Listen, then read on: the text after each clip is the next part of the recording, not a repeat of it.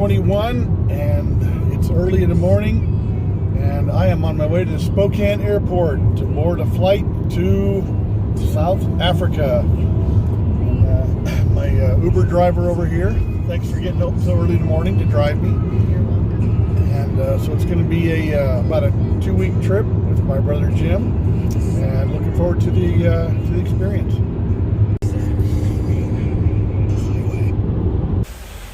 Okay, here we go, heading down the jetway to get on the plane. Okay, the Spokane to Denver flight was uneventful. It's 2 hours down, 21 to go. Now I'm in Denver Airport. That's where I link up with my brother. Hopefully I can find him. Hey, here we are. Here we are. Caught up with my brother Jim. We're gonna walk down to the snack bar and grab a bite to eat before we get on the plane. So next leg of the journey starts soon.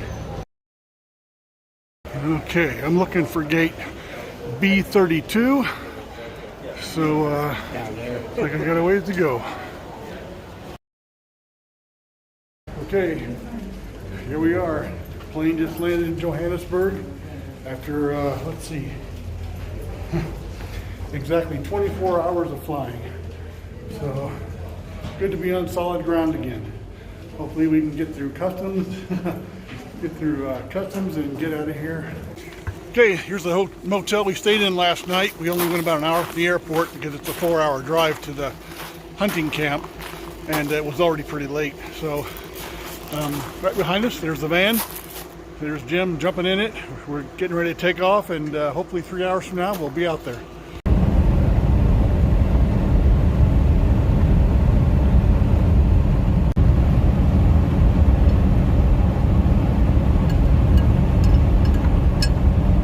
Okay, we have arrived. It's 12:30 in the afternoon. Well, see, it's 12:30 Sunday afternoon. So I got on the plane in Washington at 9:15 in the morning, and 12:30 Sunday. So just about two days roughly to get here, but finally made it. Just pulled up, was greeted by a friendly staff who gave me a glass of chilled wine to drink, which not much of a wine drinker, but after that ride, I'm happy to have something like that. Hey, it's the morning of day number 2. It's only 6:30 in the morning. It's amazing how fast the sun comes up here. 15 minutes ago, it was pitch black out here.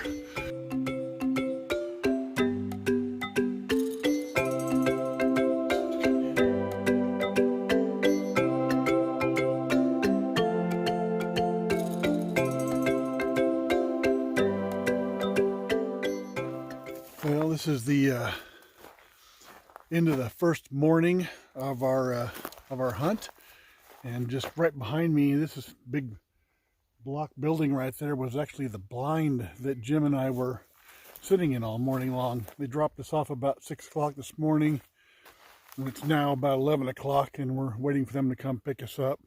This is a Cape Buffalo track in the mud right here by the water hole. So use my bow as kind of a comparison of how big that track is.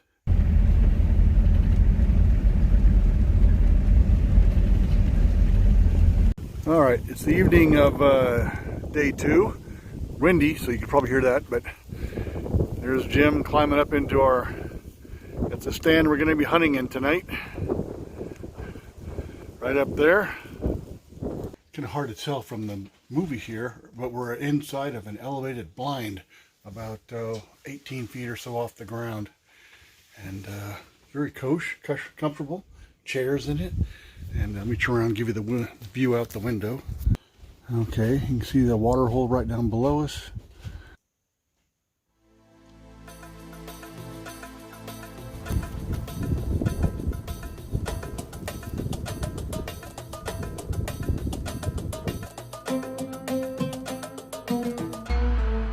Okay, it's day number 3 in Africa, and you can see right behind me, this looks like a pillbox from World War II, but that's actually our hide for the day. I'll show you the inside in a minute.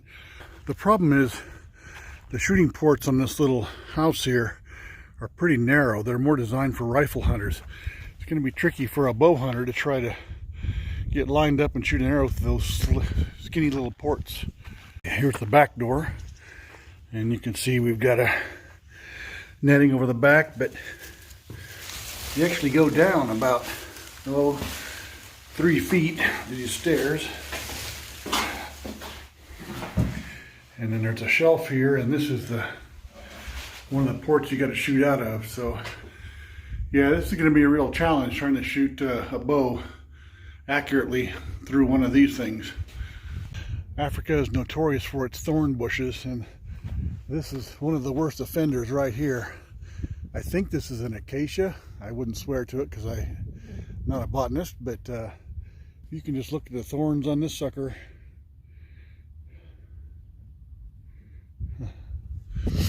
You got to really watch where you're going when you walk through this brush, because those suckers will reach out and grab you. I think they can actually extend their arms and grab you, because I tried to walk around them and still got snagged. Yeah, here's another giant one right here. So just full of thorns.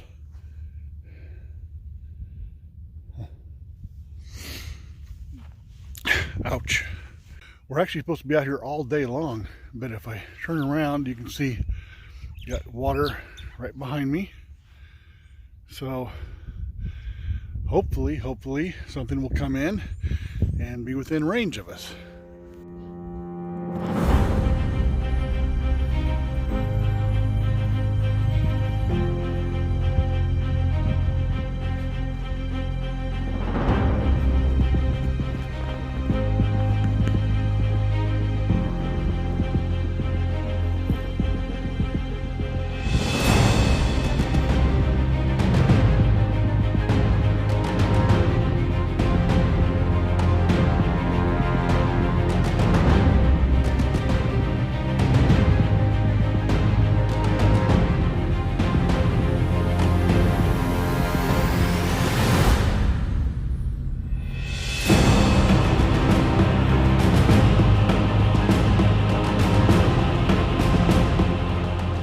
Well, it's safari day number 4, and we are back at the same location we were hunting at yesterday. We made some improvements to the site.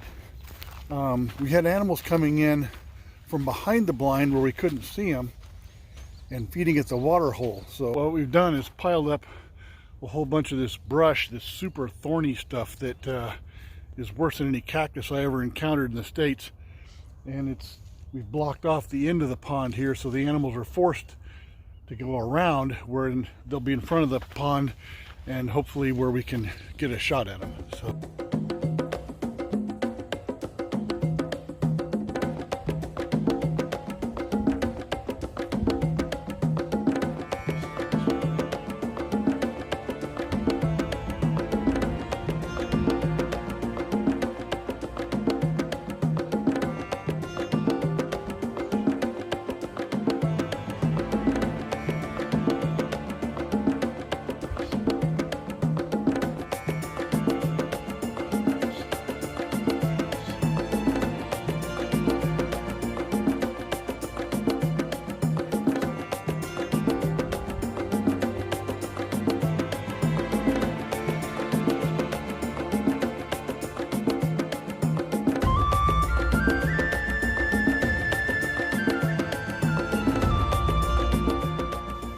Right now I'm sitting in an elevated blind. You can actually see the tree going up to the middle of the blind, about 20 feet off the ground.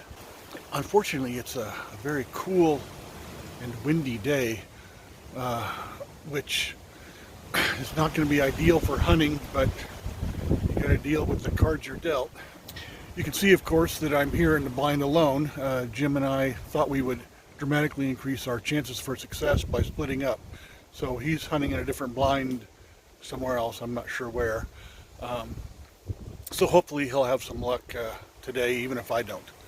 This is the view outside my blind. You can see the water hole directly below me and the African bush going off as far as the eye can see, with game trails coming in from all directions.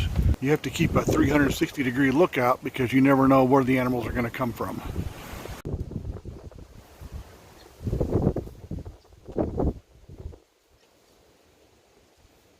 Okay, it's only about 8:30, but I just got picked up by one of the PHs.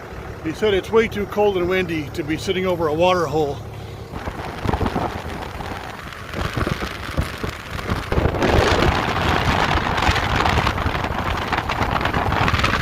Well, since it's early morning and I'm back in camp because of the weather, I thought maybe I'd just give a quick tour of what the camp looks like. Right behind me, this is kind of a dining area. This is where we eat a lot of our meals. We've got a kind of a buffet kitchen right here, and that's where you walk through buffet style, serve up whatever food they have. Directly behind me, this is an outdoor bar area. A lot of guys sit there and just visit during the evening. And then just off the side of that area where you can kind of sit around, visit. There's some couches, tables. You can see a TV right up here showing a rugby game. See well, it probably looks backward in the camera, but the Trump poster that somebody put up, that's kind of funny. Tells you that even in South Africa they have conservative politics. And then right through this door here is an indoor dining area. Anyway, that's kind of the main area of it. And then out away from us are the cabins where all the hunters are staying. And then the skinning shed is kind of on the other side of that. So anyway, it's a neat little camp. Staff here very friendly, and kind of a cool place to hang out when you're not hunting. Here I am standing in front of the zebra enclosure. You can see there's one right behind me. Smile for the camera. He doesn't look very happy.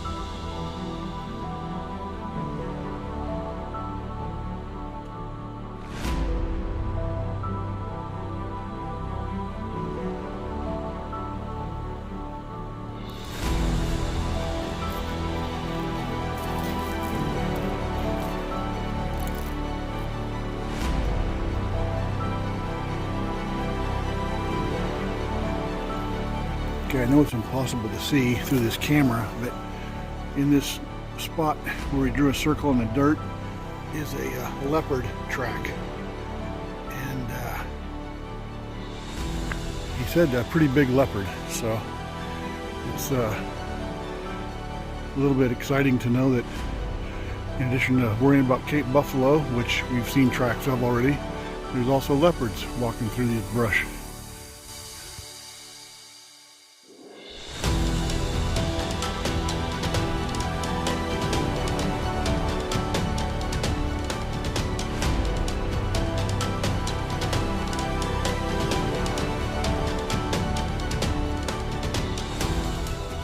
Leaving my cabin right now. It's the big morning of day number 7, so I'm heading over to the vehicles right now, and they're going to take us out to hopefully a good blind. I thought I'd show you the vehicles that we've been riding around in out here. This thing here, an old Toyota Land Cruiser, and it's all fixed up with everything you need to go on safari. You can get up here. It's a diesel, so it's louder than hell. But jump seats back here.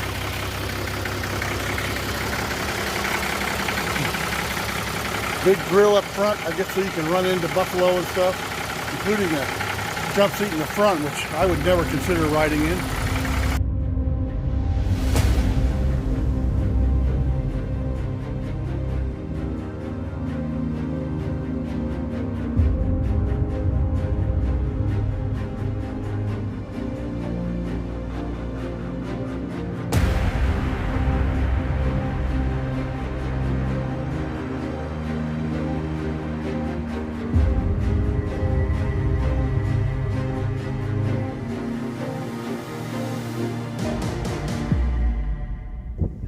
back in the elevated blind for a long day sit, I hope. Pretty exciting. We were coming into the blind and, oh gosh, not more than maybe a quarter of a mile away, saw the first buffalo of the whole trip. And the PH thought they were headed in here towards the water hole. So I could actually have buffalo showing up any second now. And even though they're not on my my license, it would still be really cool to see one of the iconic animals of Africa up close. Well, it's the middle of the day right now, and there's not much going on here in the blind. And I thought I'd probably take a moment. I don't think I've actually talked about the equipment that I'm using on this hunt. Our traditional bows, and this is the one I'm carrying right now. It's a 57-pound recurve, but it's a 3-piece takedown.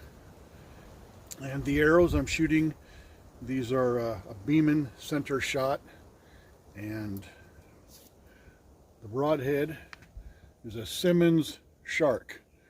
I've reinforced the last 1 inch of the shaft with a piece of aluminum arrow shafting to give it additional strength. But so I have 4 broadheads in the quiver, plus 1 arrow here with a blunt tip on it that I just use for target practice or warming up. So anyway, this is what I shot my ostrich with, and I'm hoping that before we go home, I'll have a couple more animals in the bag.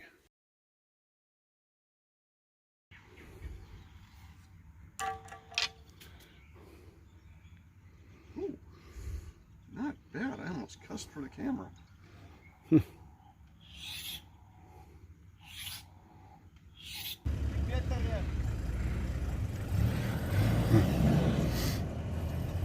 Well, I'm back in my blind, which looks like a German pillbox from World War II,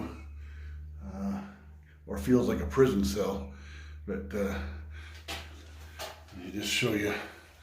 These are the shooting ports behind me. They work well for a rifle, but pretty damn hard to shoot out of with a recurve bow. Let me flip it around and show you the view outside. Okay, so I've got a big water hole that stretches out in front of me. It's about 35 yards to that tree right there, which is a very long shot for a recurve bow.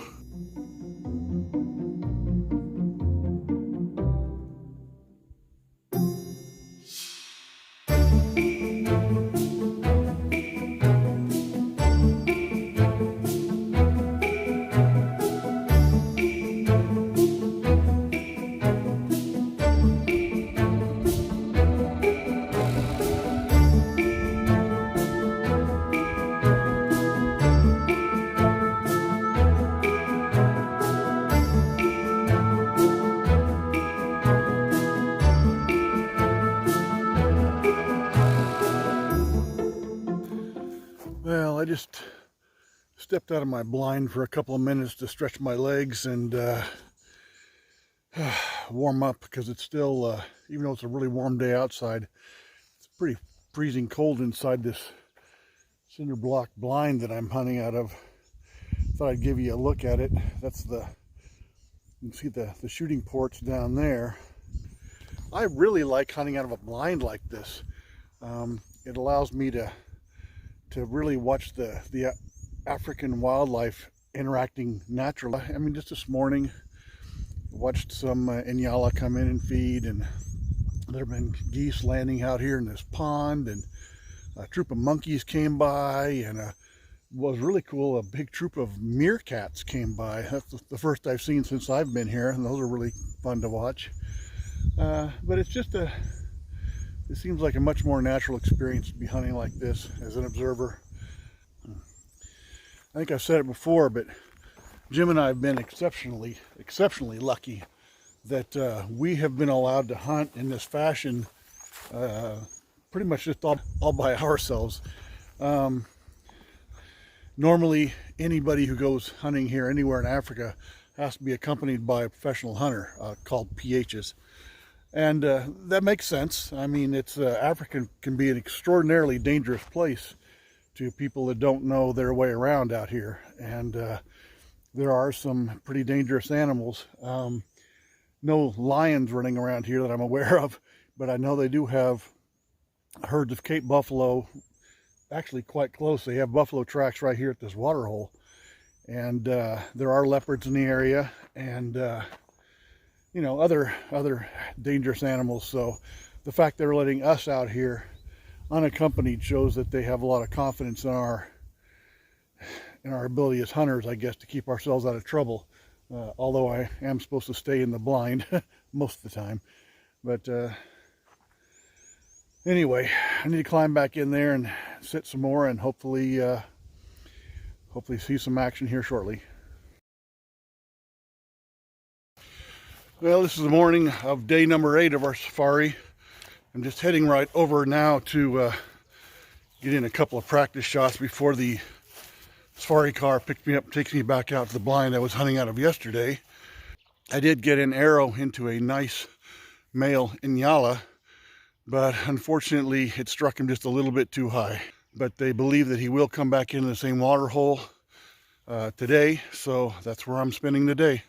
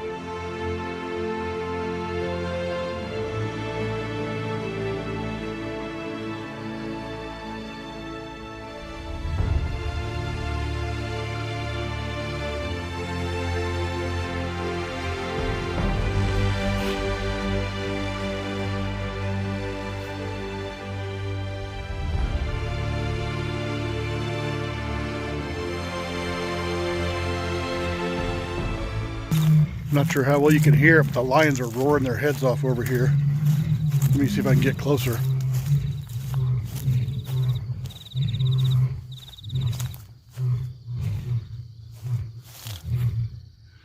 Well, naturally, as soon as I turned on my camera here, they were starting to wind down, but before I could pick it up and turn it on, boy, they were going like crazy. I'll try and see if I can get them recorded again. Well, here it is, day number 10, last day of the safari. We're heading out this morning. Jim and I are going to hunt together again for the first time in several days. He's going to try to recover a zebra that he arrowed yesterday that we had to leave overnight. And I have been given permission to try and shoot a zebra myself. So that would be very cool if I could. Hey Jim, smile for the camera. PH mode today. Yeah. Shorts. Yeah, we're in shorts today. It's supposed to get hot. Well, as you can tell, I'm not a PH. No. Well, so last day of our safari, so hopefully it'll end on a high note. You've got 2 clean kills. Yep, the buck and the water buck are really good. Yeah, and you're gonna get to go after a sable this afternoon, so that'd be a pretty amazing. That'd be the best trophy of the whole hunt if you could bring one of those home. That's a tall order. So, okay, the sun is barely up. We just went out and started our hunt for Jim's missing zebra, and I think we've already found it. It looks like it may have died during the night.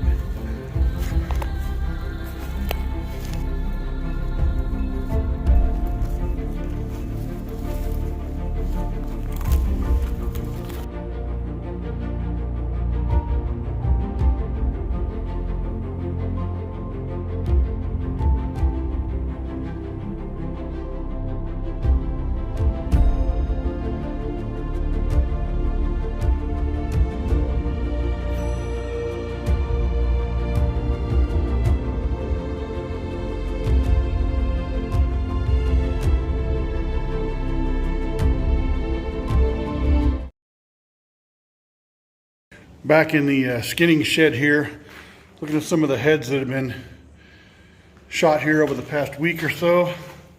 Oh, there's Jim with his Inyala. World record. Yeah, and my Inyala is right there against the wall. But here's Jim's water buck, which is actually very, very nice.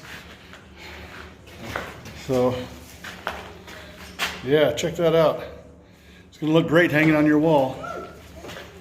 Hopefully I'm going for one of these this afternoon. Yeah, Sable. the sable. That's what he's going for this afternoon. So hopefully we'll have a picture of that.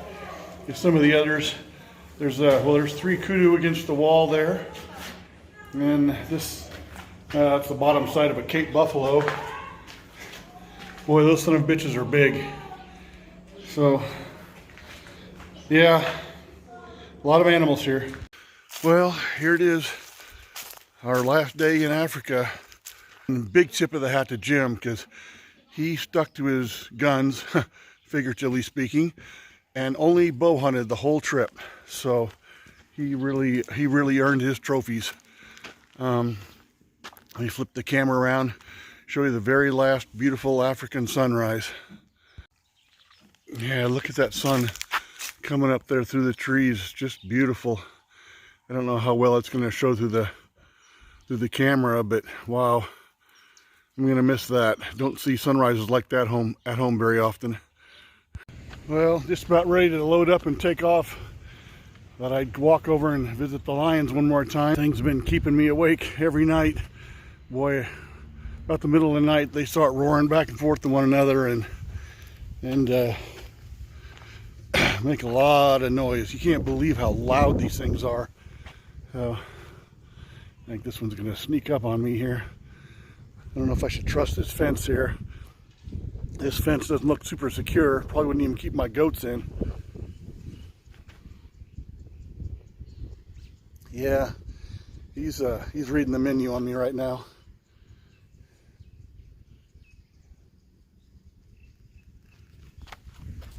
Yeah, they make me nervous, even behind the fence. There's another one over here, and yeah, they have a way of looking at you like you just know they're reading the menu. If that fence wasn't there, I wouldn't last 2 seconds. All right. Oh, yeah, see what I mean? All right, time to get back to safer places. Okay, here we are, sitting in the airport in Johannesburg. It's taken us an hour and a half just to get to the boarding area.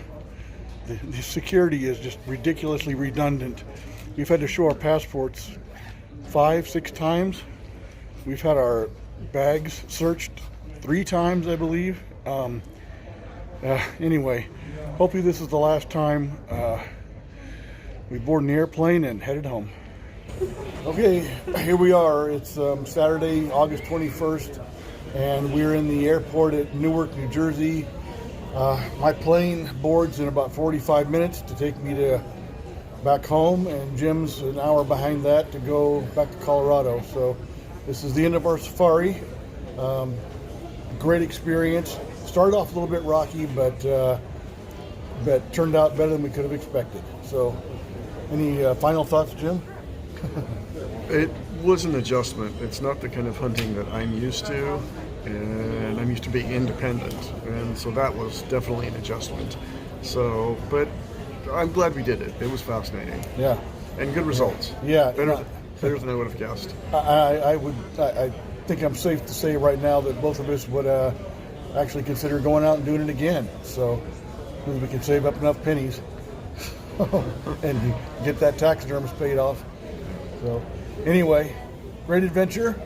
Not sure what's next up for us, but it'll be a surprise for everybody.